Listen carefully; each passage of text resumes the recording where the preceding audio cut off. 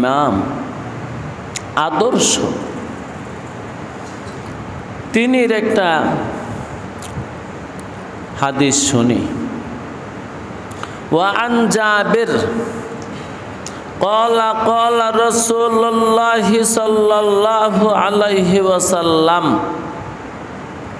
ইযা দাখালার রাজুলু বাইতাহু ফাযাকারাল্লাহা আযজা ওয়া জাল্লা ফাযাকারাল্লাহা ইনদা দুখুলিহি ওয়া ইনদা তুআমিহি ফাকালা আশ-শাইতানু লা মুবিতা লাকুম ওয়া লা আশা ওয়া ইযা দাখালা ফালাম ইয়াযকুরিল্লাহ ইনদা দুখুলিহি ক্বালা আশ-শাইতানু আদরাকতুমুল মুবিতা ওয়া ইযা লাম ইয়াযকুরিল্লাহ ইনদা তুআমিহি ক্বালা আদরাকতুমুল মুবিতা ওয়াল আশা। রাওয়াহু মুসলিম। আল্লাহ, আমাদের চিরশত্রু শয়তান। শয়তান অত্যন্ত লম্বা জিন্দেগি নিয়ে দুনিয়াতে আছে। ধ্বংসের আগ পর্যন্ত, মহাধ্বংস মহাপ্রলয়ের আগ পর্যন্ত তার কোনো মরণ হবে না, তার কোনো সংসার ধর্ম নাই, ইবাদত বন্দেগি নাই। তার কাজ একটাই, 24 ঘন্টা বনি আদমকে ওয়াসওয়াসা দেওয়া, বনি আদমকে ধোঁকা দেওয়া, আদমের সন্তানের ক্ষতি করা, দুনিয়ার ক্ষতি এবং আখিরাতের ক্ষতি। দুনিয়ার ক্ষতি না করলে আখিরাতের ক্ষতি করা যায় না, এই কথাটা মনে রাখবেন। দুনিয়ার ক্ষতি যদি না করে আখিরাতের ক্ষতি করা যায় না। দুনিয়ার ক্ষতি করলে মানুষের আখিরাত এমনি নষ্ট হয়ে যায়। এই জন্য দুনিয়া যার ঠিক নাই তার আখিরাত ঠিক নাই। দুনিয়া যার ভালো নাই আখিরাত তার ভালো নাই। দুনিয়া যার সুন্দর না আখিরাত তার সুন্দর না। দুনিয়া যার বেঠিক ওই মানুষটার আখিরাতও বেঠিক। অল্প সময়ে হাদিসের তরজমাটা শোনেন। আমরা পুরুষ মানুষ বাজারে যাই, বন্দরে যাই, হাটে ঘাটে মাঠে, কত জায়গায় যাই। আমাদের কর্ম সেরে আমরা আবার বাড়িতে যাই, আমাদের পরিবার পরিজনের কাছে যাই। ঘরে ঢুকবো কিভাবে ওইটা আল্লাহর নবী মুহাম্মদুর রাসূলুল্লাহ সাল্লাল্লাহু আলাইহি ওয়াসাল্লাম আমাদেরকে শিখিয়ে দিচ্ছেন। এই হাদিসের মধ্যে রাসূলে খোদা সাল্লাল্লাহু আলাইহি ওয়াসাল্লাম বলেন, তুমি যখন ঘরে ঢুকবা, তোমার ঘরে তুমি ঢুকার সময় বিসমিল্লাহ বলে ঢুকো। যদি বিসমিল্লাহ না বলো, শয়তান তার সাঙ্গ পাঙ্গ নিয়ে তোমার সঙ্গে তোমার ঘরে ঢুকে। কি হয় ঢুকলে? যে শারহিনরা শরহ করেছেন, যারা হাদিস বিশারদ, মোল্লা আলী কারি, ইবনে হাজার আসকালানি, তারা বলেছেন কি হয়। শয়তান তোমার ঘরে ঢুকে শয়তানি করে। দুই একটা শয়তানি বলি, বিসমিল্লাহ বললেন না, ঘরে ঢুকলেন, আপনার সঙ্গে শয়তান ঢুকছে, একটা না অনেকগুলা। কারণ শয়তানের সংখ্যা অনেক। শয়তান সন্তান জন্ম দেয় কিন্তু তাদের মরণ হয় না। বনি আদমের সন্তান যত, এর চেয়ে অনেক বেশি শয়তানের সন্তান, অনেক বেশি। তো যে মানুষটা ঘরে ঢুকলো তার সাথে শয়তান ঢুকলো। শয়তান তো মানুষের রগে রেশায় রক্তের কণিকায় কণিকায় চলাফেরা করতে পারে। আপনার সঙ্গে ঢুকলো, তাস আপনার উপর আসর করছে, আপনার উপর আসর করছে। বউ, আপনার বউ ভালো কথা বলছে, এতে আপনি রেগে গেলেন, রেগে গেছেন, দুইজনের ঝগড়া শুরু হয়ে গেছে। আসলে আপনাকে রাগাইছে শয়তানে মালউন। সে আপনার মস্তিষ্কে বসছে, ঢুকছে, মেজাজ খারাপ করে দিছে, দিল খারাপ করে দিছে। বাস বউয়ের সাথে ঝগড়া, বাচ্চার সাথে ঝগড়া, অথবা মার সাথে ঝগড়া, বাবার সাথে ঝগড়া, বাস বাধাইয়া দিল ঝগড়া। খাইলেন না, দাইলেন না, ঝগড়া করলেন, সারাটা রাত ওই ঘরের একটা সদস্যরও ঘুম হলো না। যখন রাত্রি শেষ হতে যায় তখন শয়তান একটু দূরে চলে গেছে, ঘরেই আছে, আপনার থেকে একটু দূরে সরছে। আপনার মেজাজ একটু ঠান্ডা হয়ে গেছে, আচ্ছা তাহলে ঘুমাইছে, আচ্ছা তাহলে ঘুমাইলেন আর ফজর কাজা। তাহলে কয়টা করছে? সারা রাত ঝগড়া করাইলো, গালিগালাজ করাইলো, বকাবাজি করাইলো, তারপরে জামাই বউ বাল বাচ্চা কারো খাওয়া দাওয়া হলো না, খাওয়া দাওয়া বন্ধ রাখলো। রাত্রে কিছু তসবিহ তাহলিল করতেন, ওগুলোও হলো না। এমনকি ঘুমের দোয়াটাও পড়া হয়েছে না। আজকে তো ঘুমের দোয়া হয়েছে বকাবাজি, বকতে বকতে ঘুমায় শুইছেন, শুয়েও বকছেন। তারপরে দুইজনের কোনো মিল মোহাব্বত নাই। সারাটা রাত মনটার মধ্যে জ্বালা ফালা অশান্তি এপিট উপিট করলেন। ওই যে বললাম শেষ রাত্রে শয়তান একটু দূরে সরছে, মেজাজ থেকে নামছে, দেমাগ থেকে নামছে, একটু মনটা ঠান্ডা হয়েছে, রক্তের উতলানি কমছে, হৃদস্পন্দন একটু কমছে, চোখে ঘুম লাগছে, আর ফজর পড়া হলো না। এমনকি অন্যদিন উঠেন, আপনার অফিস আছে, আপনার ব্যবসা আছে, দোকান আছে, বাজার আছে, অন্যদিন উঠে যান কথার কথা সকাল 7টায়, আজকে উঠতে উঠতে উঠে দেখেন 9টা বা 10টা। এখন 10টা, আপনার অফিসেই 9টা বাজে, 10টা বাজে উঠছেন, উঠা একটু নাস্তা করতে হবে, গোসল করতে হবে, একটু প্রস্তুতি নিতে হবে, সব কিছু নিয়ে টিয়ে 11টা। আর অফিসে গেলেন না, আর কাজে গেলেন না, আর ওই দিনকে কাজেই গেলেন না, ব্যবসায় গেলেন না, থাক যা হয়েছে আজকাল যাবই না, শরীরটা তেমন ভালো না। শরীরটা খারাপ বানাইছে কে? যে ইবলিসে মালউন আপনার শরীরটা খারাপ বানাই দিয়েছে শুধু একটা আমল ছেড়ে দেওয়ার কারণে। সেই কাজটা হলো ঘরে ঢুকার সময় আপনি বলেন নাই বিসমিল্লাহ। কত রহস্যের কথাবার্তা, কত আজব কথাবার্তা, কত গুরুত্বপূর্ণ কথাবার্তা। রসুল তো ছোট্ট করে শুধু একটা কথাই বলছে, তুমি তোমার ঘরে ঢুকার সময় বিসমিল্লাহ বলো। না বললে যে কি হয় এগুলো আমি শোনাইলাম, আমি পাইছি কই? কিতাব পড়া। আল্লাহু আকবার। আজ থেকে মনে রাখবেন, ঘরে ঢুকার সময় বিসমিল্লাহ বলবেন না।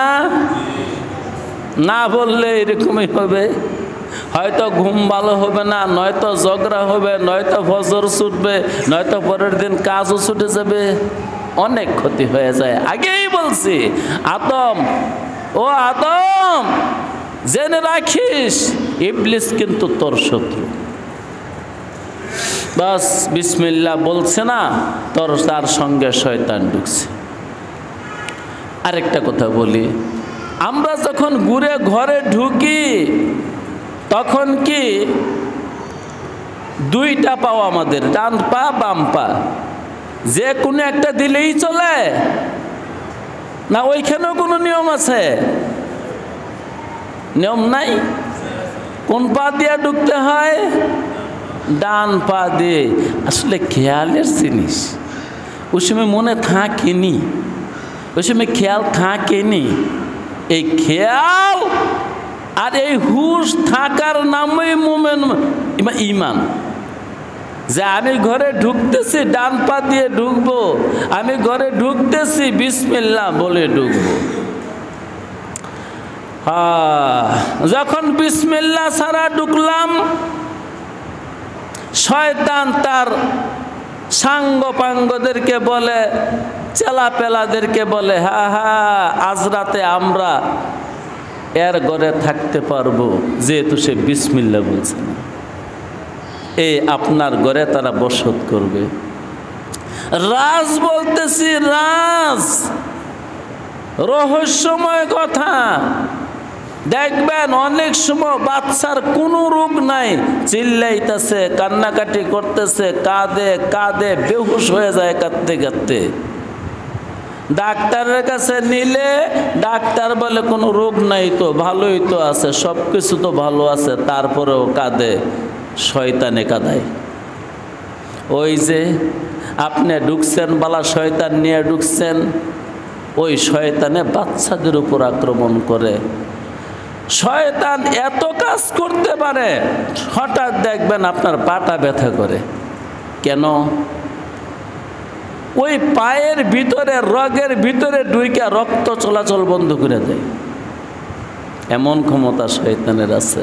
আপনি মালিশ টালিশ যতই করবেন আর ট্যাবলেট যতই খাইবেন, সে যদি না সরে এই ব্যথা থাকবেই।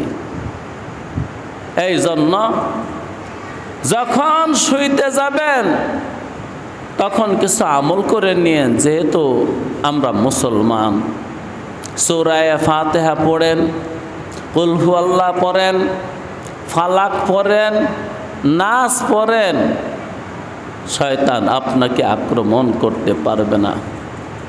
আল্লাহর নবী মুহাম্মদ আরবি সাল্লাল্লাহু আলাইহি ওয়াসাল্লাম বলছেন, কুরআনুল কারীমের মধ্যে আল্লাহ 114টা সূরা নাজিল করছে। বনি আদমের জন্য সবচেয়ে লাভদায়ক দুইটা সূরা হলো সূরা নাস আর সূরা ফালাক। এই জন্য সকালে পড়বেন, সন্ধ্যায় পড়বেন, শুইতে পড়বেন, আরও প্রয়োজন হলে পড়বেন। শুধু খালি দৌড়ায় না ট্যাবলেটের পিছনে। মাঝে মাঝে খারাপ লাগলে, ব্যথা ট্যাথা লাগলে নাচ পালাক পড়েন, নিজে ফুদেন নিজের শরীরে। যে উপকার পাবেন, লাভ পাবেন। কারণ আমাদের সব যন্ত্রণার মূলে রোগ না, অনেক যন্ত্রণার মূলে শয়তান আমাদের দেহের মধ্যে আক্রমণ করে। রাসূল খোদা সাল্লাল্লাহু আলাইহি ওয়াসাল্লাম বলেছেন, আমার উম্মতের 80% মানুষ মারা যাবে। কয় পার্সেন্ট? শতকরা 80 জন মানুষ মারা যায় নজরে নজরে। আমি বলি নাই, আখিরি জামানার নবী বলছেন। কিসে মারা যায়? নজর বুঝেন? জি, জিন্নাতের নজর আছে, মানুষের নজর আছে, পশু পাখির নজর আছে, কীট পতঙ্গের নজর আছে। নজরে আমার উম্মতের 80 জন মানুষ মারা যাবে 100 জনের থেকে। সাবধান বাইরে, অত্যন্ত বিপদের ঘরে আছি। এই জন্য এই দুনিয়ার অনেক নাম সমূহের একটা নাম হলো বাইতুল বালা। বাইতুন শব্দের অর্থ ঘর, বালা উন শব্দের অর্থ বিপদ। এটা বিপদের ঘর।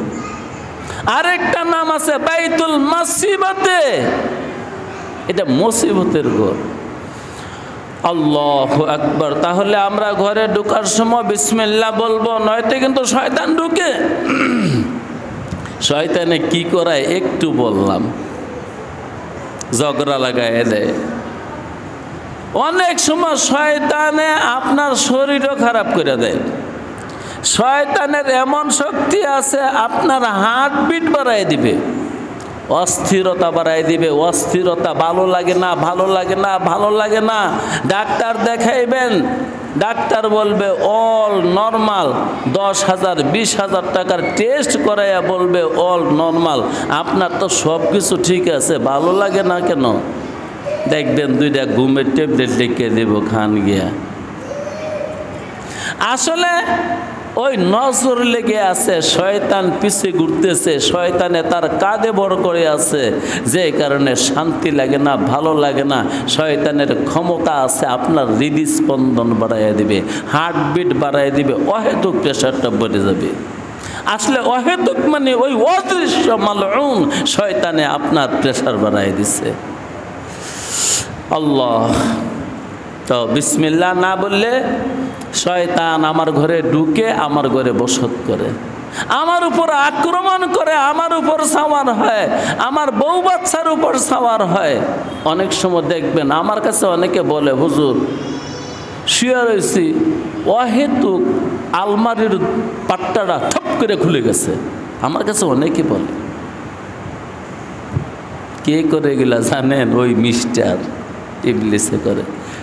আবার কেউ বলে, হুজুর শুয়ে রয়েছি, উপর থেকে অহেতুক গ্যারেজটা পুরো ভেঙে গেল, কোনো বাতাস নাই, কোনো নাড়া লাগলো না, কিছুই না, পড়ে গেছে। আপনারাও খেয়াল করে দেখবেন, যাদের সাথে জিনের আসর আছে এরকম হয়ে থাকে। হুজুর কিচ্ছুই নাই, হঠাৎ করে দরজাটার মধ্যে বাড়ি দিল, কে জানি থাপ্পড় দিল। এগুলা ইবলিসে মালউন করে থাকে। এজন্য বিসমিল্লাহ হলো তার নিরাময়। বাড়িতে ঢুকার সময় বিসমিল্লাহ। ও মিয়া, বাড়িতে তো গেটও আছে, এখন গেট ছাড়া বাড়ি খুব কম হয়ে আছে। ওই মহাগিনী, ঘুমাও খেললে গিয়া তুমি, গেট ছাড়া বাড়ি কম না এখন? এই গেট দিয়ে যখন ঢুকবেন তখনও বলেন বিসমিল্লাহ, বাড়িতে ঢুকায়েন না তারে। এই কুত্তা, এটা কিন্তু আল্লাহ রাব্বুল আলামিনের পালা কুত্তা। আল্লাহ এই কুত্তাকে ছেড়ে দিছে, বনি আদমের পিছনে পিছনে ঘুরতেছে। এই জন্য গেট দিয়ে যখন ঢুকবেন, বাড়িতে যখন ঢুকবেন তখনই বলেন বিসমিল্লাহ। ঘরে ঢুকলে তখন আবার বলেন বিসমিল্লাহ। আরে মিয়া, মুসলমানের তো দরকার সর্বকাজে বিসমিল্লাহ। চশমাটা লাগাইলেও বিসমিল্লাহ, চশমাটা ধুয়ে দেব বিসমিল্লাহ।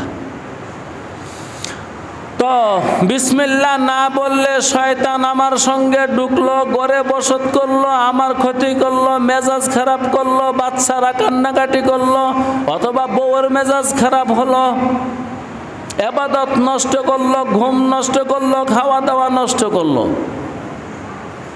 আবার যখন খাইতে বসছেন বিসমিল্লাহ বললেন না, এই হাদিসেই আছে। বিসমিল্লাহ ছাড়া খাওয়া শুরু করে দিছেন, শয়তান বলে তোরাও খা, এই আদমের সন্তানের সঙ্গে এখন তোদের জন্য এটা বৈধ খাওয়া, এই খাবার হালাল হয়ে গেছে তোদের জন্যে। এই শয়তান এবং তার চেলাপেলা আপনার প্লেট থেকে খাবার সংগ্রহ করে খায়, খাইতে থাকে। বলতে পারেন এগুলো কেমন কথা? তো আমার সঙ্গে খায়, আমি তো দেখি না, তুমি তো কত কিছুই দেখো না। হ্যাঁ, আজবদি, তুমি তো তোমাকেও দেখছো না। আরে তোমারে দেখবা দূরে থাক, তোমার মাথার তালুটাও তো তুমি দেখো নাই, তোমার পিঠ তুমি দেখো নাই। যদিও বা কোনোদিন দেখে থাকো, তোমার চেহারাও তো তুমি দেখো নাই। যদিও বা কোনোদিন তোমার চেহারাটা দেখছো, দোস্ত এটা চেহারা না, এটা চেহারার ছবির ছবি। চেহারাও না, চেহারার ছবির ছবি। আয়নার ভিতরে যেটা দেখি এটা ছবিরও ছবি, আমাকে আপনি দেখি নেই। অতএব শয়তান আমার সাথে খাওয়া দাওয়া করে, ওইটা দেখবো কোথা থেকে? যারা দেখনেওয়ালা তারা দেখে, যাদের বসিরত আছে, যারা জিকির ফিকিরে করতে করতে যাদের আত্মা মজবুত হয়েছে, হৃদয়ের চক্ষু খুলছে, তারা দেখে, তারা দেখে। দেখনেওয়ালা আছে নাই তা না, এখন কথা হলো শয়তান আমার সাথে খায়। আচ্ছা, রসুল বলছে, হাদিসটা মুসলিম শরীফের, বিশ্বাস না করলে ঈমান কি পরিপূর্ণ রয়েছে না কোনো সমস্যা হয়েছে? রসুল বলছে তোমার সঙ্গে শয়তান খায় তোমার প্লেট থেকে, এই কথাটা বিশ্বাস না করলে ঈমানের সমস্যা হইতেছে না? রসুল বলছে সত্য, খায়। তো খাইলে কি হয়? খাইলে কি হয়? খাইলে শরীর খারাপ হয়। সে যখন তোমার খাবারে নজর দিবে, খাইছ দাইছ বালা, খাওয়ার পরে দেখবা পেট ব্যথা, অথবা পেটটা ফুলে গেছে, অথবা অশান্তি লাগতেছে, ওই শয়তান তোমার সঙ্গে খাইছে, শয়তানের নজর পড়ছে, যেই কারণে তোমার শরীর খারাপ লাগতেছে। তো আসুন আমরা সর্বকাজে বিশেষভাবে ঘরে ঢোকার সময় বিসমিল্লাহ পড়ে নেই, খাবারের শুরুতে বিসমিল্লাহ পড়ে নেই। বিসমিল্লাহ না বললে খাবারে বরকত থাকে না, খাবার পরিমাণে বেশি লাগে। বিসমিল্লাহ বললে খাবার কম লাগে, কারণ ওই যে অদৃশ্য শয়তান আমার অংশ থেকে খায় না, আমার প্লেট থেকে খায় না। না খাওয়ার কারণে অল্প খাবারেই বরকত হয়, আর শয়তান যখন খায় খাবারে বরকত হয় না। তো আসুন আমরা বিসমিল্লাহর উপর আমল করি, ঘরে ঢোকার সময় বিসমিল্লাহ বলি, খাবারের শুরুতে বিসমিল্লাহ বলি, আর নয়তো আপনার সঙ্গে আপনার ঘরে শয়তান বসত করবে, আপনার সঙ্গে আপনার খাবার থেকে শয়তানে মালউন খাওয়া দাওয়া করবে। ঘরে থাকলে কি হয় এগুলো কিছু বললাম, আপনার খাবার থেকে খাইলে কি হয় ওইটাও বললাম। অতএব শয়তানকে এত বড় দুষ্টমির সুযোগ দিয়েন না, শুধু একটা শব্দ ছেড়ে দিয়ে, সেটা হলো বিসমিল্লাহ। আমরা সবাই বিসমিল্লাহকে জীবনের পুঁজি এবং রুজি বানায় নেই। দোস্তরে, আলেমরা তো এরকম কথাও বলেছে, খুব বড় কথা বলছে। এই জীবনের সব সমস্যা দূর করার জন্যে, যত রকমের সমস্যা আছে সকল রকম সমস্যা দূর করার জন্যে বিসমিল্লাহির রহমানির রহিম এই আয়াতটি যথেষ্ট। আসলে আমাদের ওই রকম ইয়াকিন হয় নাই আল্লাহ পাকের কোরআনের উপরে, এইটাই যথেষ্ট। রোগ বিসমিল্লাহ পড়তে থাকো, রোগ সেরে যাবে। সুখ বিসমিল্লাহ পড়তে থাকো, সুখ চলে যাবে। অভাব, সমস্যা, মহামারী, বিপদ, মুসিবত, আযাব, গজব, মিল নাই, মহব্বত নাই, সব সেরে যায়, সব সেরে যায়, সব সেরে যায়। বিসমিল্লাহ এমন একটা আয়াত যেটা তামাম কুরআনুল কারীমের সারাংশ। পুরা কুরআন শরীফের সারাংশ হলো বিসমিল্লাহির রহমানির রহিম। তাই বড় বড় আলেমদের মত, দুনিয়ার জীবনকে সুন্দর করার জন্যে, সার্বিকভাবে সুন্দর করার জন্যে, সমস্ত সমস্যা দূর করার জন্যে, সমস্ত কল্যাণ ঘরের ভিতরে ঢুকানোর জন্যে, আমার জীবনের মধ্যে ঢুকানোর জন্যে একটা আয়াতই যথেষ্ট।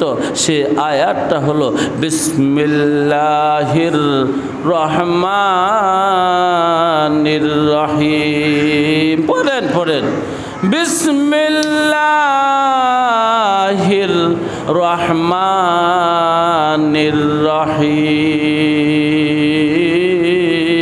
আয় আল্লাহ, এই আয়াতের উপর আমল করার তৌফিক দাও, এই হাদিসের উপর আমল করার তৌফিক দাও। এই বিসমিল্লাহর বরকত দিয়ে আমাদের জীবনকে ভরপুর করে দাও। এই বিসমিল্লাহর বরকতে তুমি আমাদেরকে পরকালে নাজাত দিয়ে দিও। ওয়া আখির দাওয়ানা আলহামদুলিল্লাহ।